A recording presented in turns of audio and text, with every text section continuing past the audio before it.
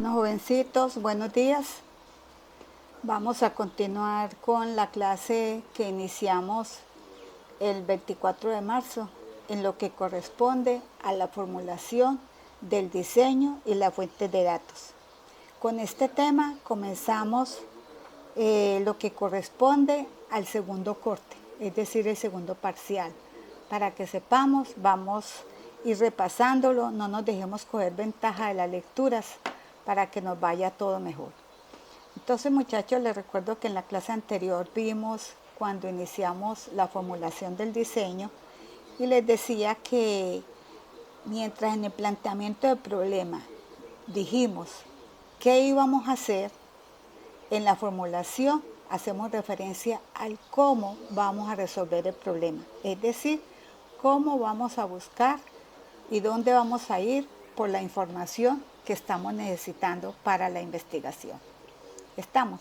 Entonces vimos en la clase anterior que lo primero cuando se define o vamos a iniciar a definir el camino a recorrer, porque tenemos que plantear y resolver el problema, perdón, no plantearlo, sino resolverlo, vimos que lo primero que hay que revisar es qué tipo de investigación vamos a aplicar dependiendo de los objetivos. Vimos lo que era la investigación exploratoria, cuándo se usaba, cuándo no era conveniente. Decíamos que cada una de este tipo de investigación tiene sus propias herramientas. Vimos también la investigación concluyente, que puede ser descriptiva y también puede ser causal, y la de desempeño y monitoría. En el material, muchachos, está todo lo que corresponde a este tipo de investigación. Hoy vamos a continuar con lo que hace referencia a las fuentes de datos asociadas a cada uno de los tipos de investigación. Vamos a quitarle esta sombra para que ustedes vean que estamos mirando, ¿sí? Entonces, fuentes y recopilación de datos. Cuando hablamos de la fuente y recopilación de datos, estamos mirando y tenemos que tener presente que hay fuentes internas y fuentes externas. Esas fuentes internas, recordemos muchachos, las encontramos dentro de la organización. La fuente interna es cuando tenemos que recurrir fuera de la organización porque necesitamos información que ya no está. Esas tanto las fuentes internas como las fuentes externas encontramos que hay datos secundarios y datos primarios. Fuentes internas, datos secundarios, datos primarios. En las fuentes externas igualmente hay datos secundarios y hay datos primarios. ¿Qué decíamos de los datos secundarios? Es lo que ya hay sobre lo que tenemos. Cuando nosotros miramos datos secundarios dentro de la empresa, revisamos cuáles han sido las ventas en los últimos periodos, qué información hay de costos, es decir, la información que nos suministran el subsistema interno de la organización, todo lo que corresponde al área contable, al área financiera, a la misma área de mercadeo. Y las fuentes internas primarias hacen referencia a las entrevistas a los expertos. Recordemos quiénes son los expertos. Pueden estar dentro o fuera de la organización. Y cuando nosotros decimos que entrevistamos a un experto, eso corresponde a información primaria, sea dentro de la organización o sea fuera de ella. Cuando hablamos de los datos secundarios externos, entonces es cuando nosotros recurrimos a información que nos suministra el gobierno. Por ejemplo, cuando ustedes están haciendo una investigación y los principales informantes es la población de X o Y ciudad. Entonces, un dato interno, un dato secundario externo que nos da el gobierno son las estadísticas del DANE para saber cuál es la población que hay en esas zonas del país o de la ciudad donde nosotros vamos a hacer la investigación. Por ejemplo, ustedes, los trabajos, están haciendo alguna investigación sobre X comuna de la ciudad. Entonces, el DANE les va a suministrar información secundaria externa. Esa es una información que da el gobierno. Es decir, la pueden buscar en la página del DANE. Uno puede buscar asociaciones comerciales. Cuando uno va a hacer una investigación que tiene que ver, por ejemplo, con el sector comercio y Valledupar, entonces uno busca la Cámara de Comercio, uno busca FENALCO, busca COPI. A eso es lo que hace referencia fuentes secundarias externas. Los libros, cuando ustedes buscan marco de referencia que tenga que ver con algunos aspectos teóricos relacionados con el tema de interés. Otras publicaciones que son, muchachos, revistas, artículos, periódicos, todo lo que uno encuentre sobre lo que a uno le interesa del trabajo de investigación que está haciendo. Las fuentes indicadas, recordemos que las fuentes indicadas son información secundaria que uno compra. Es decir, hay investigadores que se especializan en buscar información de X o Y sector y se la venden a todos los del sector. Por ejemplo, si yo hago una investigación sobre el sector automotriz, entonces los resultados de esa investigación les sirve a todas las empresas que estén vinculadas en ese sector. Y el internet, que ustedes ese sí lo saben y manejan muy bien. Hablamos también de que hay unas fuentes externas primarias y es la información que nosotros hacemos por encuestas. Y cuando lo hacemos por encuestas, nosotros podemos hacerlo, sea por el método de la comunicación o sea por el método de la observación.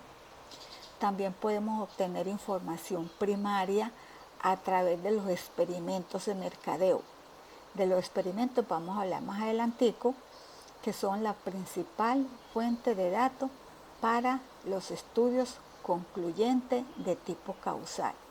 Son llamados también investigaciones explicativas, porque tratan de explicar cuál es la verdadera causa que me está generando un problema al interior de la organización. Y también encontramos los expertos, es decir, los expertos están dentro de la organización y también están fuera de la organización y son datos primarios. Entonces vamos a empezar a desarrollar estas fuentes. Eso es lo que nos interesa a nosotros empezar a profundizar. Cuando hablamos de las fuentes indicadas, decimos que son datos secundarios externos, como les decía, especializados, que hay empresas que se dedican al negocio de la investigación, pero para cuando tengan la información venderla a muchos usuarios. Las fuentes indicadas, ¿cuáles son? Yo puedo hacer investigaciones que tengan que ver con los datos del consumidor de X, Y marca o producto. Yo puedo hacer investigaciones con fuentes indicadas, obtener datos de la industria, datos del sector minorista, como cuando uno hace una investigación sobre los tenderos y después le vendo esa investigación a quien le interesa, a FENALCO, a COPI, al mismo tendero. Cuando son empresas grandes les interesa la información. Investigaciones sobre los mayoristas, datos de medios de comunicación y audiencia. Cuando yo les digo que uno puede hacer una investigación para ver cuáles son los medios o los medios radiales que más se escuchan, porque esos medios radiales, cuando uno sabe o identifica cuáles son los medios radiales que más se escuchan, esa información la puede utilizar un empresario para definir pautas publicitarias en esos programas, porque sabe que la gente los escucha. Eso es cuando uno busca esta información. Entonces los datos secundarios tienen ventajas y desventajas, obviamente. ¿Cuáles son las principales ventajas? Nosotros buscando información secundaria ahorramos tiempo, ahorramos por ende recursos, son datos que nos ayudan a identificar el problema de decisión, es decir, el problema que tiene el ejecutivo, para nosotros poder identificar el problema que tenemos como investigadores. Otra de las ventajas que tienen es que tienen un enfoque cualitativo. ¿Y por qué decimos que es una ventaja? Porque miramos que los estudios con enfoque cualitativo son más cortos en el tiempo y como son tan flexibles, entonces uno puede definir caminos que si uno encuentra que en ese camino no está la información que yo necesito, me puedo devolver y salir por otro camino. Eso me lo permite la investigación con enfoque cualitativo. Y dentro de esta investigación con enfoque cualitativo encontramos la investigación exploratoria. Entonces, es decir, muchachos, nunca vayan a olvidar que la investigación exploratoria es del orden cualitativo. Las fuentes secundarias también tienen desventajas. Es decir, no siempre se ajustan a lo que yo necesito. Me pueden servir para darme ideas, pero yo no lo puedo tomar como que es la última información para resolver mi problema. Pierden vigencia. No es lo mismo yo hacer una investigación con datos estadísticos del 2010 que si me encuentro una fuente con el 2015. Hay una que tiene más vigencia que la otra. Entonces a eso tenemos que apuntarle.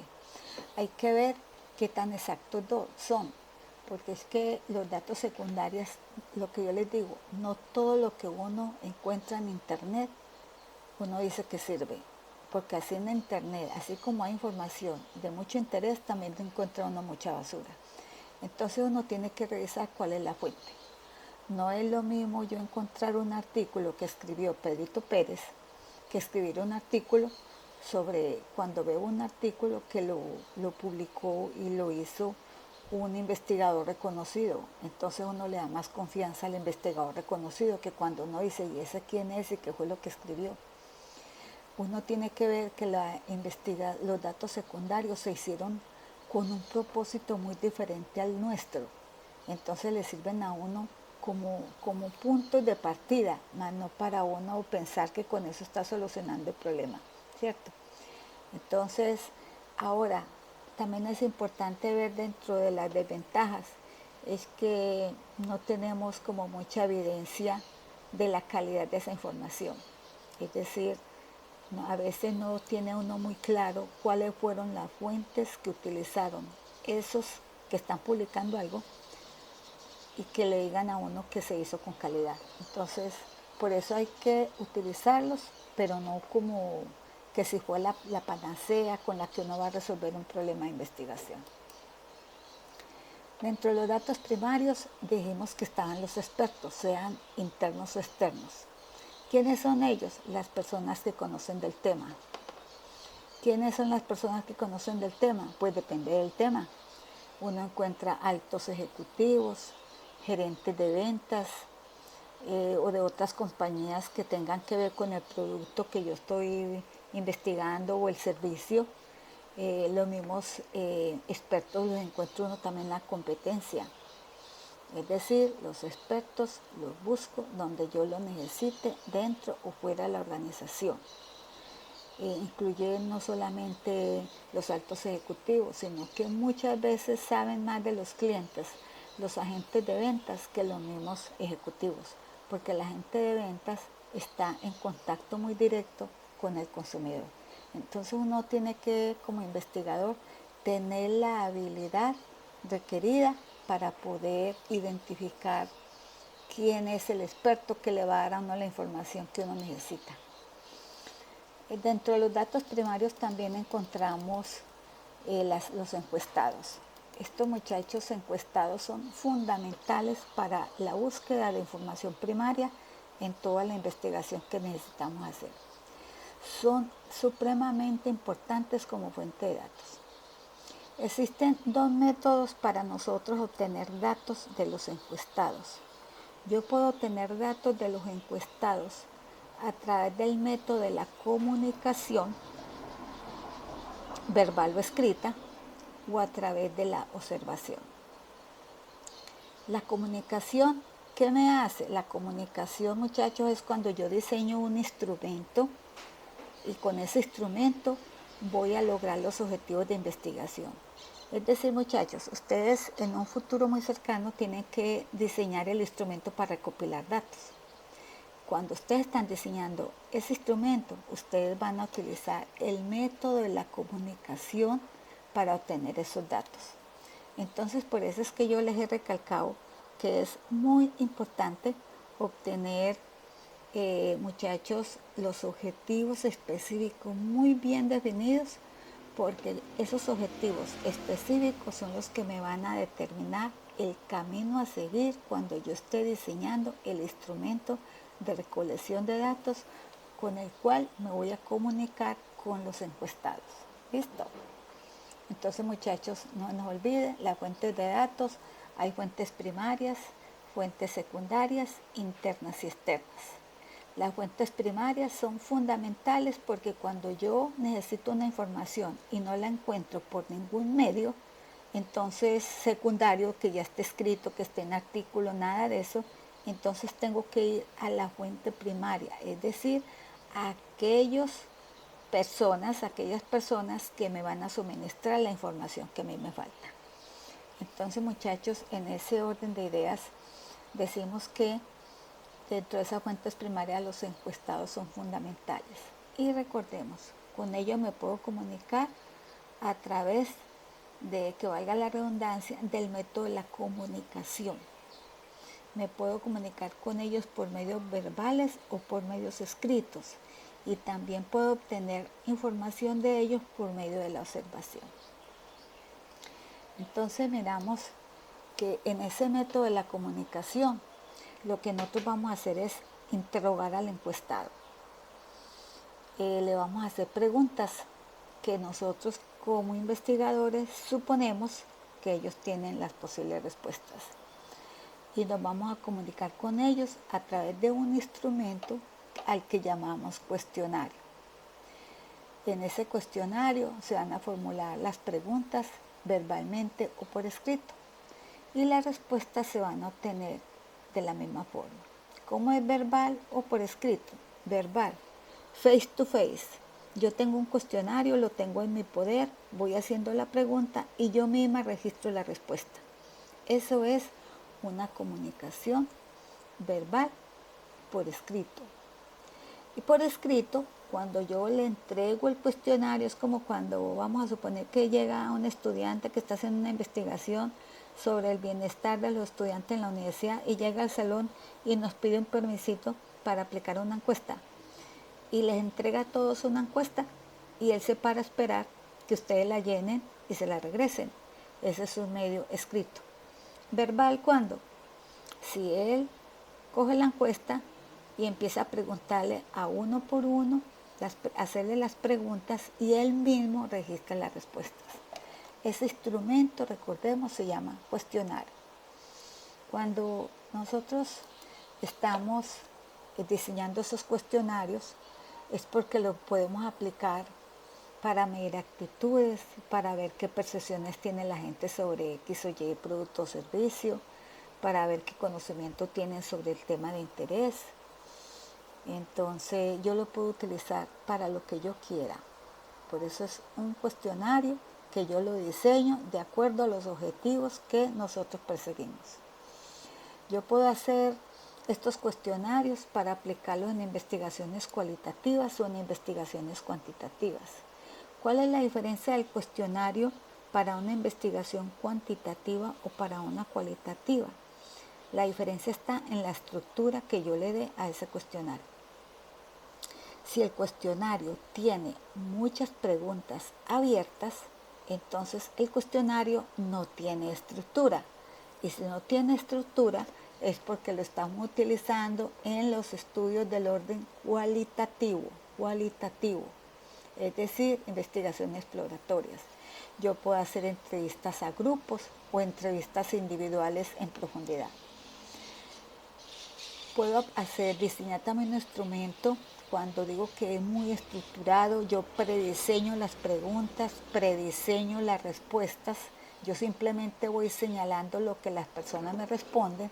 Entonces, ese es un cuestionario que tiene un alto grado de estructura y se utiliza en los estudios cuantitativos, sean concluyentes o de desempeño y monitoría. Y no se nos olvide, los estudios concluyentes pueden ser descriptivos o pueden ser causales.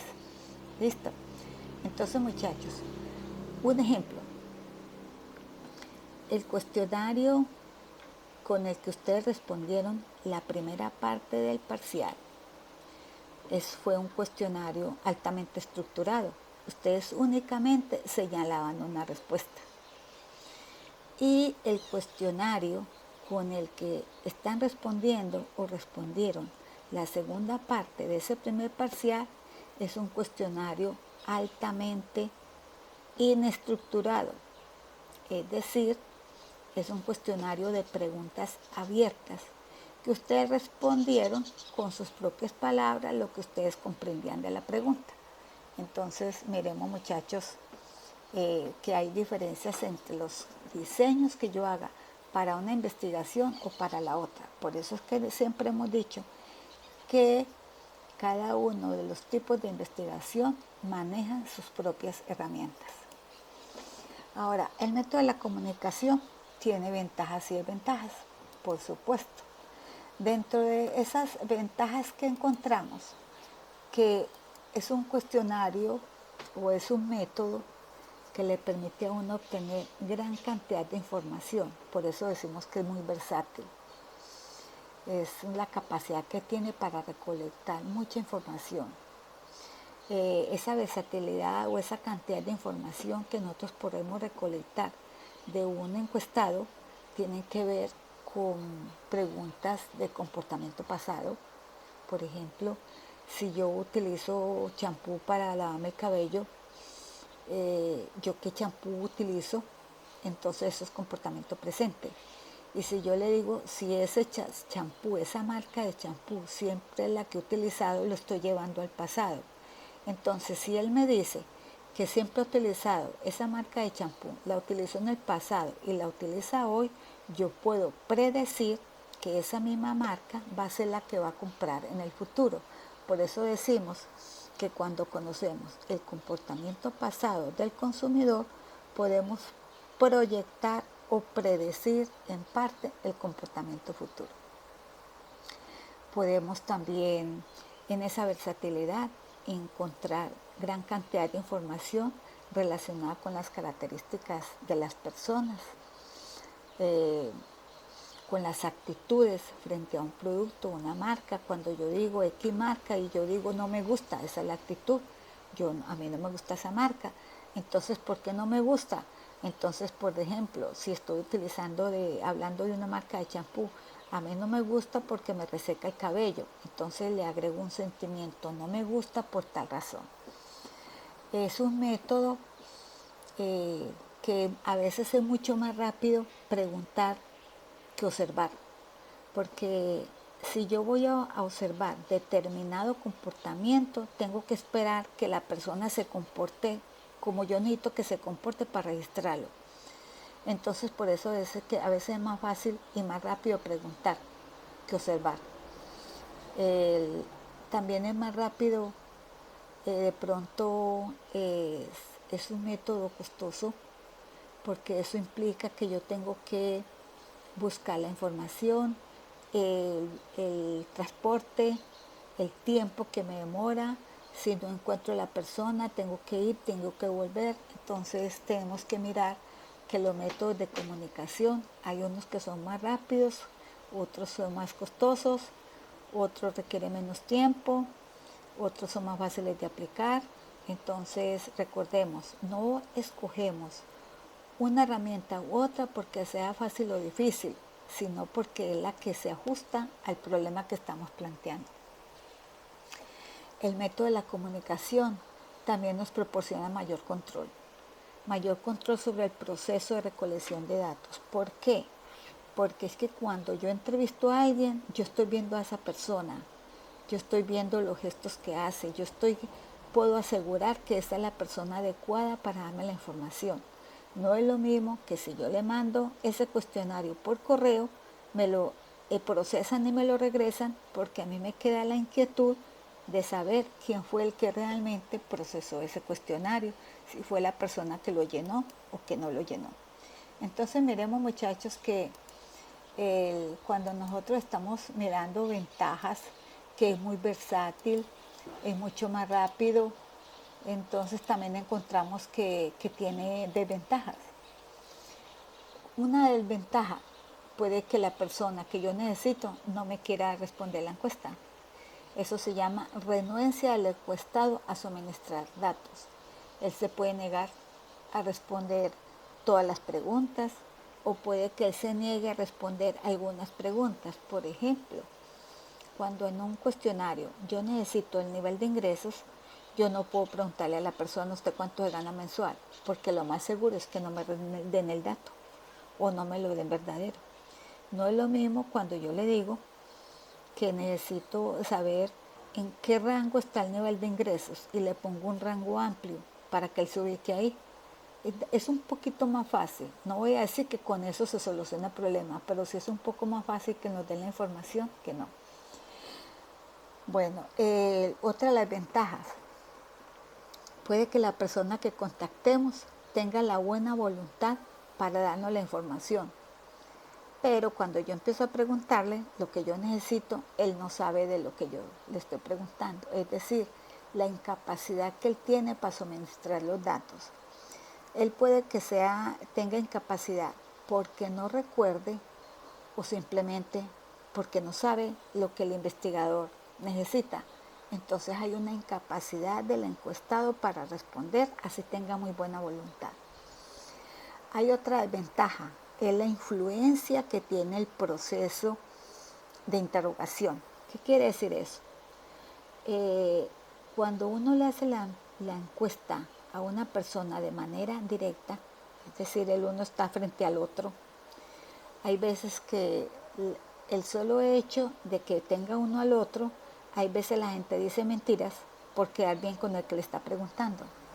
Entonces se pierde objetividad. Ahí hay problemas de medición. Puede que el encuestado diga lo que no es, direccione las respuestas. Cuando él direcciona la respuesta es cuando hablamos de que él sesga las respuestas, direcciona, por quedar bien con el encuestador. Listo, entonces muchachos, recordemos, el método de la comunicación tiene ventajas y tiene desventajas. Dentro de las desventajas está que puede que el encuestado no me quiera contestar, o puede que sí me quiera contestar pero no sabe lo que yo necesito, o puede que él sesgue la información que me está dando por quedar bien con uno, porque está directamente con la persona. ¿Listo?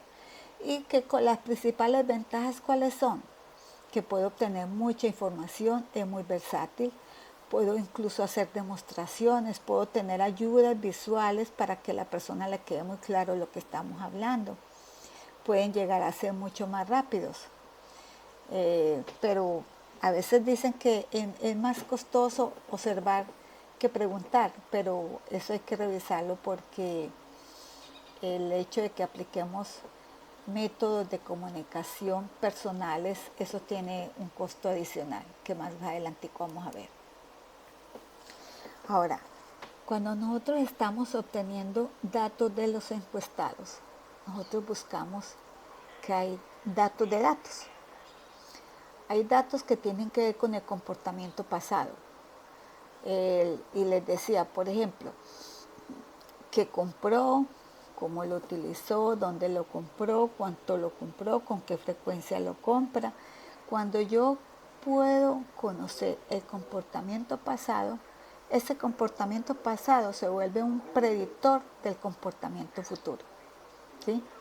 Yo puedo también, dentro de los tipos de datos de los encuestados que yo puedo obtener, están las actitudes, porque existe una relación directa entre la actitud y el comportamiento de compra. Entonces las actitudes, ¿para qué nos sirven conocer las actitudes? Para segmentar los mercados, para desarrollar, para que el gerente pueda desarrollar nuevas estrategias de posicionamiento, para evaluar programas publicitarios. Por ejemplo, yo paso un mensaje publicitario y yo le pregunto a la gente si vio el mensaje, puede que me digan que sí lo vieron, si lo comprendió, puede que me diga que sí o que no, si le gustó, puede que me diga que sí o que no. Si me dice que no, entonces yo sé que ese va a ser parte de un segmento diferente al otro segmento donde voy a ubicar a aquellos que sí les gusta y entendieron el mensaje que yo les quise pasar por un programa publicitario. También puedo identificar las características del encuestado. Las características del encuestado constituyen la descripción, es como el perfil del encuestado. y eso tiene que ver con las variables demográficas, quiénes son, el género, la edad, el nivel de ingresos, es una variable socioeconómica, el nivel de ocupación es una variable demográfica, variables psicológicas, por ejemplo, eso tiene que ver con las variables psicográficas, que también se siente la gente yendo a un lugar o a otro. Hay gente que se siente mejor si va a una piscina de un club, por ejemplo, que ir a bañarse en el río. Esos son comportamientos que tienen que ver con las variables psicográficas. Entonces, muchachos, hablando de estos métodos de la comunicación, y decimos que hay unos, cuando diseño un instrumento de recolección de datos, pueden tener estructura, es decir, yo predefino la pregunta y predefino la respuesta. Esos son cuestionarios altamente estructurados. O puede ocurrir que yo sepa lo que quiero preguntar, pero no estructuro la pregunta. Esa no estructura tiene que ver con las preguntas que son muy abiertas, no tienen estructura. También puedo clasificar los métodos de comunicación en métodos directos y en métodos indirectos. ¿Cuáles son los unos y cuáles son los otros? Yo diseño un cuestionario directo cuando comparto con la persona que me va a responder la encuesta los objetivos de mi trabajo. Y hay veces que uno, por el mismo tipo de investigación, uno diseña un instrumento y no le da a conocer los objetivos propiamente dichos al encuestado porque le puede sesgar a uno la información. Entonces son cuestionarios indirectos. Entonces le repito, un cuestionario puede ser estructurado o no estructurado. El estructurado, yo prediseño preguntas y prediseño las posibles respuestas. Es lo que llamamos cuestionarios totalmente cerrados. Y no estructurados son cuestionarios con preguntas abiertas. Estos cuestionarios estructurados tienen mucho que ver con la investigación del orden cuantitativo y los no estructurados con investigaciones del orden cualitativo. En otras palabras, los cuestionarios estructurados los diseño con investigaciones de tipo concluyente o investigaciones de desempeño y monitoría, y los no estructurados para investigaciones exploratorias. Que nos vaya quedando eso muy claro, porque eso lo vamos a necesitar mucho de aquí para allá. Y también decimos que los cuestionarios pueden ser directos o indirectos, es decir, le doy a conocer los objetivos de mi investigación al encuestado o no se los doy a conocer. Estos, cuando no le doy a conocer nada de esos objetivos, es cuando utilizamos mucho las técnicas proyectivas para obtener información de los encuestados. Entonces, muchachos, uno puede cruzar y decir que yo voy a diseñar un cuestionario estructurado directo, no estructurado directo, estructurado indirecto y no estructurado indirecto. Los cuestionarios, por ejemplo, no estructurados indirectos entran en este cuadrante y se llaman técnicas proyectivas. ¿Sí? Los no estructurados indirectos, técnicas proyectivas. Los no estructurados directos son las entrevistas en profundidad y las entrevistas de grupos focales. Listo. Bueno, este videito se los dejo hasta este punto y en el próximo vamos a empezar a hablar de cada uno de estos métodos de comunicación.